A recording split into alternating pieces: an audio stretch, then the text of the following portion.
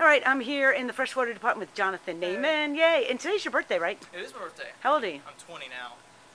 Oh gosh. I'm a boy from the teenagers. Now I'm an That's old right. man. That's right. Okay, good. Now, you just had a big sale, didn't you? I did. I just sold a 110-gallon aquarium to some couple who just their 75-gallon just leaked on them. And Yikes. yeah, Does that happen very often? It doesn't happen too often, but they had the tank for 13 years, so all right, it was about time for the silicone to start wearing out. All right, and how does that wear out? Just from cleaning or something? Not necessarily. Just they had the tank for 13 years, so water being in an aquarium for that long, just the pressure. Yeah, exactly, pressure, and then of course cleaning does make a little bit of an impact on it. Okay. But, so they came in for another 75. They did come in for another 75, but we sold the last 75 a couple days ago. So what could you do? I showed them a 110-gallon because they were looking for something that was going to fill in the same stand and the same glass top and everything. Oh yeah. And, the only thing we have is a 110-gallon high. It's the same length, same width, and it's the same thing, just taller. Right. So, all right. So now they're going to be able to just move their fish into the tank. Right. They're going to move the fish into the new tank, and I'm trying to talk them into doing African cichlids because they're a lot more colorful fish, and we got and they're a lot bigger, so it's going to look prettier now. Yeah. Like that. And African cichlids, boy, they are so active and they're colorful. Active, and they're real pretty too, and they're easy to take care of. A lot of people are afraid to do African cichlids because they're afraid that they are a little bit salt water, and they're afraid that they're going to kill all the fish.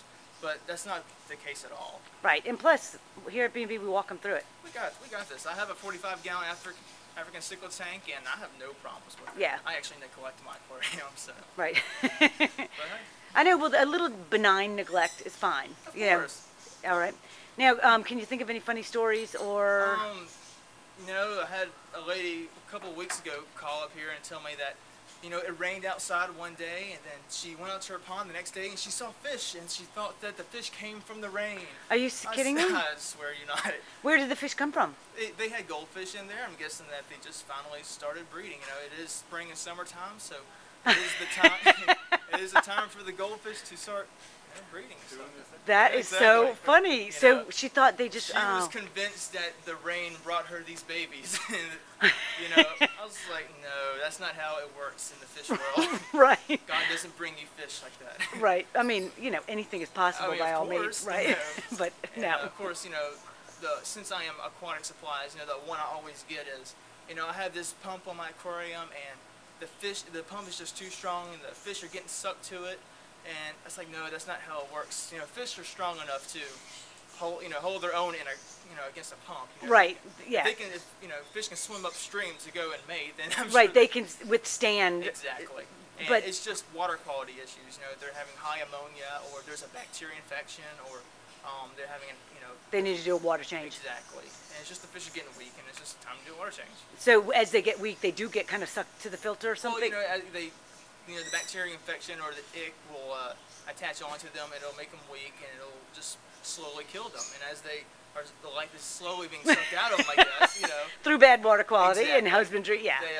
The filter will, of course, dominate, and they'll just get tired and just stay stuck to the filter. So, that's just... So good water change, routine water changes, exactly. obviously, yeah. 20% water change every month is what, we recommend to our customers. Right. All right. And how long have you worked here? I've been here for 3 years.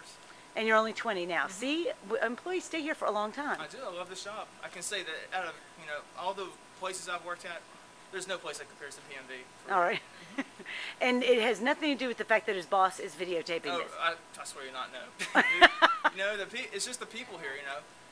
When I first started here, I didn't know anything about fish. I had a fish tank, but it was there. I didn't know anything about it, but 3 years later, I know just about everything about every kind of fish, and I know how to take apart UV sterilizers, filters, and this is stuff I never would have thought I would ever be learning. Right.